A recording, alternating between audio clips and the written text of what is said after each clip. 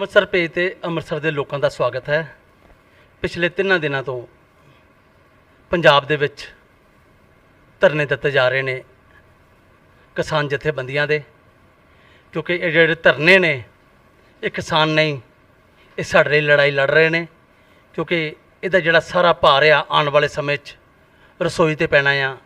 ਆਮ ਲੋਕਾਂ 'ਤੇ ਪੈਣਾ ਆ। ਅਸੀਂ ਅੱਜ ਜੁੜੇ ਹਾਂ ਸਰਦਾਰ ਕੁਲਜੀਤ ਸਿੰਘ ਹੋਣਾ ਦੇ ਨਾਲ। ਆਓ ਉਹਨਾਂ ਨਾਲ ਗੱਲ ਕਰਦੇ ਹਾਂ ਕਿ ਐਡਾ ਵੱਡਾ ਮਸਲਾ, ਲੋਕ ਵੀ ਪਰੇਸ਼ਾਨ ਹੋ ਰਹੇ ਨੇ, ਕਿਸ ਤਰ੍ਹਾਂ ਇਹਦਾ ਹੱਲ ਕੀਤਾ ਜਾਵੇ। ਕੁਲਜੀਤ ਜੀ ਸਤਿ ਸ਼੍ਰੀ ਅਕਾਲ, ਕੀ ਹਾਲ ਹੈ ਜੀ ਤੁਹਾਡਾ? ਸਤਿ ਸ਼੍ਰੀ ਅਕਾਲ ਸਰ। ਸਤਿ ਸ਼੍ਰੀ ਅਕਾਲ, ਬਹੁਤ ਵਧੀਆ ਜੀ। ਕੁਲਜੀਤ ਜੀ ਕੀ ਕਹਿਣਾ ਚਾਹੁੰਦੇ ਹੋ ਤੁਸੀਂ ਕਿਸਾਨਾਂ ਦੇ ਮੁੱਦੇ 'ਤੇ? ਕਿਸਾਨਾਂ ਦੇ ਮੁੱਦੇ 'ਤੇ ਮੈਨੂੰ ਇਸ ਤਰ੍ਹਾਂ ਲੱਗਦਾ ਹੈ ਕਿ ਘੱਟੋ ਘੱਟ ਜੇ ਅਸੀਂ ਆਪਣੇ ਭਾਰਤ ਦੇ ਉੱਤਰੀ ਖਿੱਤੇ ਦੀ ਗੱਲ ਕਰੀਏ, ਜਿਹਦੇ 'ਚ ਮੁੱਖ ਰੂਪ 'ਚ ਜੇ ਖੇਤੀ ਪ੍ਰਧਾਨ ਪੰਜਾਬ ਦੀ ਗੱਲ ਜਿਹੜੀ ਹੈ, ਤੇ ਮੈਨੂੰ ਇਸ ਤਰ੍ਹਾਂ ਮਹਿਸੂਸ ਹੁੰਦਾ ਹੈ ਕਿ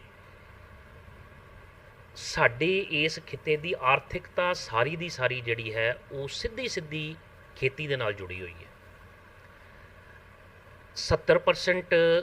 ਸਾਡੀ ਪਾਪੂਲੇਸ਼ਨ ਜਿਹੜੀ ਹੈ ਉਹ ਖੇਤੀ 'ਤੇ ਨਿਰਭਰ ਹੈ, ਅਤੇ ਜਿਸ ਖਿੱਤੇ ਦੀ 70% ਵਸੋਂ ਜਿਹੜੀ ਹੈ ਉਹ ਖੇਤੀ 'ਤੇ ਨਿਰਭਰ ਹੈ, ਅਤੇ ਤੁਸੀਂ ਸਮਝ ਸਕਦੇ ਹੋ ਕਿ ਉਸ ਖਿੱਤੇ ਦੀ ਸਾਰੀ ਆਰਥਿਕਤਾ ਜਿਹੜੀ ਹੈ ਉਹ ਖੇਤੀ ਨਾਲ ਜੁੜੀ ਹੈ। ਖੇਤੀ ਦੇ ਜਿਹੜੇ ਇਹ ਆਰਡੀਨੈਂਸ ਨੇ,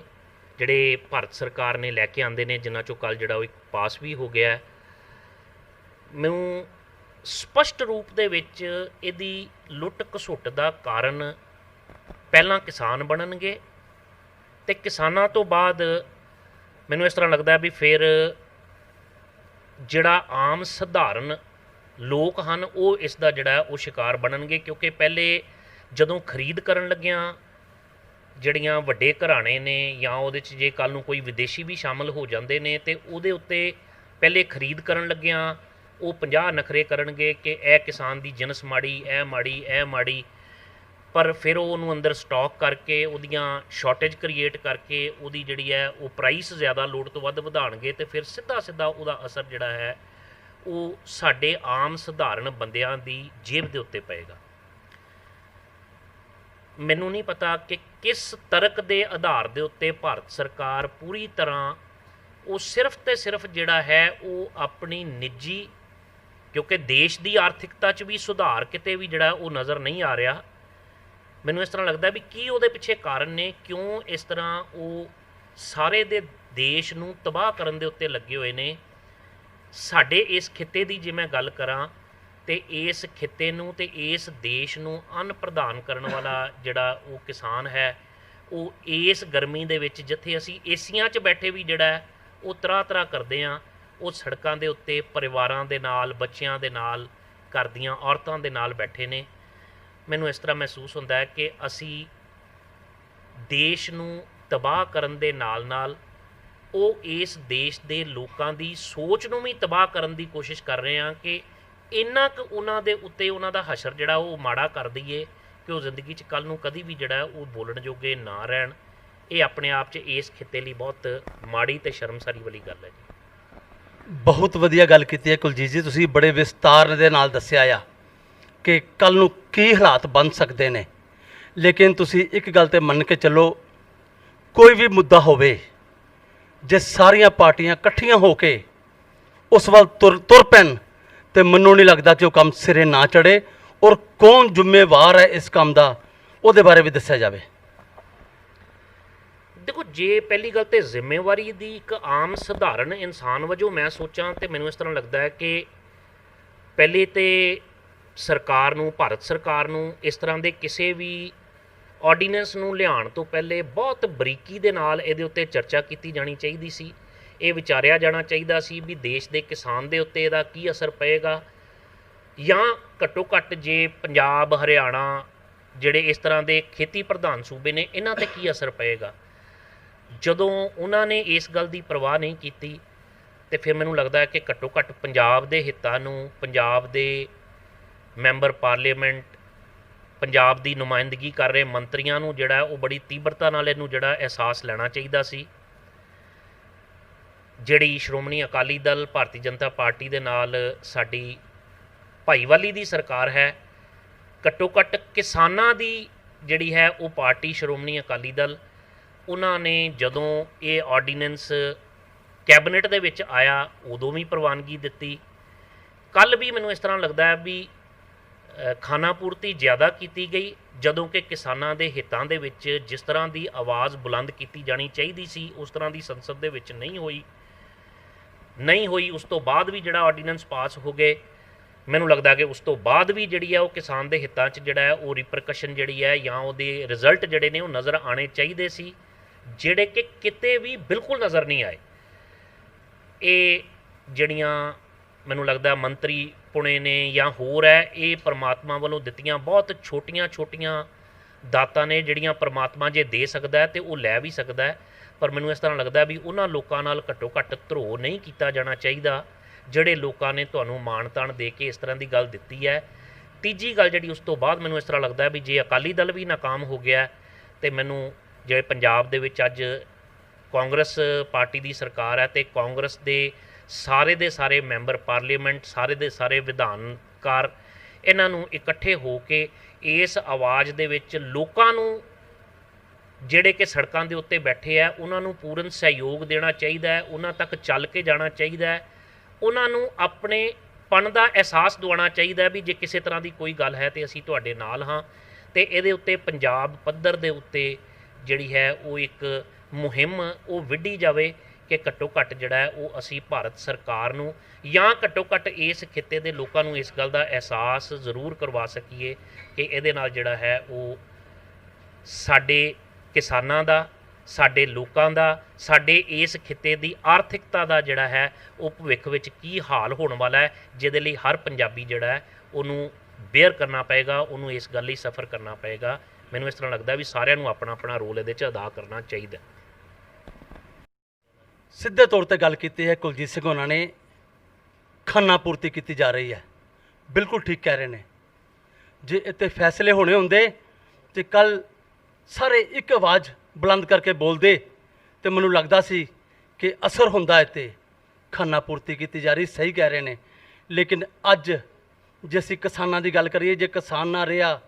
ਧਾਨ ਨਾ ਰਿਹਾ ਤੇ ਅਸੀਂ ਕੁਲਜੀਤ ਜੀ ਕਿੱਥੇ ਖੜੇ ਹਾਂ? ਕਿੱਦਾਂ ਸਰਕਾਰਾਂ ਮਦਦ ਕਰਨਗੀਆਂ? ਮੈਨੂੰ ਨਹੀਂ ਲੱਗਦਾ ਕਿ ਹਾਲਾਤ ਅੱਗੋਂ ਠੀਕ ਹੋਣੇ ਨੇ ਜਿੱਦਾਂ ਅੱਜ ਧਰਨੇ ਚੱਲ ਰਹੇ ਨੇ ਸੜਕਾਂ ਤੇ।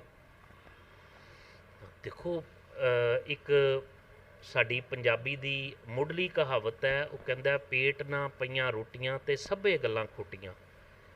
ਜਿਹੜੀ ਗੱਲ ਮੈਂ ਸ਼ੁਰੂ ਤੋਂ ਕਰ ਰਿਹਾ ਕਿ ਇਹਦੇ ਤੇ ਸਿਰਫ ਕਿਸਾਨ ਪ੍ਰਭਾਵਿਤ ਨਹੀਂ ਹੋਣੇ, ਇਹਦੇ ਨਾਲ ਆਮ ਪੰਜਾਬੀ ਵੀ ਪ੍ਰਭਾਵਿਤ ਹੋਣਾ ਹੈ। ਤੇ ਜਦੋਂ ਸਿੱਧਾ ਸਾਡੀ ਰੋਟੀ ਦਾ ਜਿਹੜਾ ਹੈ ਉਹ ਮਸਲਾ ਬਣ ਜਾਣਾ ਹੈ, ਸਾਡੇ ਕੋਲੋਂ ਖਰੀਦਣ ਲੱਗਿਆਂ ਉਹਨਾਂ 'ਚ ਨਜਾਇਜ਼ ਨੁਕਸ ਕੱਢ ਕੇ, ਕਿਉਂਕਿ ਜਦੋਂ ਖਰੀਦਣ ਦੀ ਪ੍ਰਣਾਲੀ ਦੇ ਵਿੱਚ ਸਾਹਮਣੇ ਬੰਦੇ ਹੀ ਜਿਹੜੇ ਨੇ ਉਹ ਬਹੁਤ ਵੱਡੇ ਘਰਾਣਿਆਂ ਦੇ ਨੇ ਤੇ ਸਾਡੇ ਨਾਲ ਖਰੀਦਣ ਲੱਗਿਆਂ ਵੀ ਪਹਿਲੇ ਵਧੀਕੀ ਹੋਏਗੀ ਤੇ ਸਾਨੂੰ ਪੈਸੇ ਘੱਟ ਦਿੱਤੇ ਜਾਣਗੇ। ਫਿਰ ਜਦੋਂ ਉਹਦਾ ਆਟਾ ਬਣਾ ਕੇ ਜਾਂ ਕਿਸੇ ਹੋਰ ਸਰੂਪ ਦੇ ਵਿੱਚ ਉਸ ਫਾਈਨਲ ਪ੍ਰੋਡਕਟ ਵਜੋਂ ਸਾਡੇ ਕੋਲ ਆਏਗਾ ਤੇ ਫਿਰ ਉਹ ਚੁੱਕੇ ਖਰੀਦ ਵੀ ਉਹਨਾਂ ਇਕੱਲਿਆਂ ਕੋਲ ਹੈ ਤੇ ਫਿਰ ਉਹ ਜਿਹੜਾ ਹੈ ਉਹ ਬਹੁਤ ਮਹਿੰਗੇ ਰੂਪ ਦੇ ਵਿੱਚ ਸਾਨੂੰ ਮਿਲਣਾ ਹੈ। ਮੈਂ ਇਸ ਤੋਂ ਸਪਸ਼ਟ ਤੇ ਹੋਰ ਕਿਤੇ ਵੀ ਨਹੀਂ ਕਹਿ ਸਕਦਾ ਕਿ ਇਹ ਹਰ ਪੰਜਾਬੀ ਅਸਿੱਧੇ ਰੂਪ 'ਚ ਨਹੀਂ, ਸਿੱਧੇ ਰੂਪ ਦੇ ਵਿੱਚ,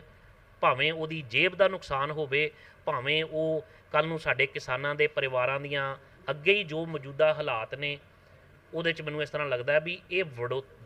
ਵਾਧਾ ਹੋਏਗਾ ਤੇ ਅਸੀਂ ਜਿਹੜਾ ਹੈ ਉਹ ਆਪਣੇ ਪਰਿਵਾਰਾਂ ਦੀਆਂ ਜਾਨਾਂ ਵੀ ਗਵਾਵਾਂਗੇ, ਅਸੀਂ ਆਪਣੀ ਆਰਥਿਕਤਾ ਵੀ ਗਵਾਵਾਂਗੇ। ਤੇ ਜਦੋਂ ਆਰਥਿਕਤਾ ਖਰਾਬ ਹੋਈ, ਜਦੋਂ ਪਰਿਵਾਰਾਂ ਦੇ ਨੁਕਸਾਨ ਹੋਏ ਤੇ ਫਿਰ ਮਨੁੱਖ ਜਿਹੜਾ ਹੈ ਉਹ ਕਿਸ ਸੋਚ ਨਾਲ ਕਿਹੜੇ ਪਾਸੇ ਤੁਰੇਗਾ ਤੇ ਸੂਬਾ ਕਿੱਧਰ ਜਾਏਗਾ? ਮੈਨੂੰ ਲੱਗਦਾ ਕਿ ਸ਼ਾਇਦ ਇਹਦੇ ਪਿੱਛੇ ਕਿਤੇ ਨਾ ਕਿਤੇ ਭਾਰਤੀ ਜਨਤਾ ਪਾਰਟੀ ਦੀ ਸਰਕਾਰ ਦੀ ਇੱਕ ਚਾਲ ਹੈ ਕਿ ਉਹ ਜਿਹੜਾ ਹੈ ਉਹ ਇਸ ਖਿੱਤੇ ਦੇ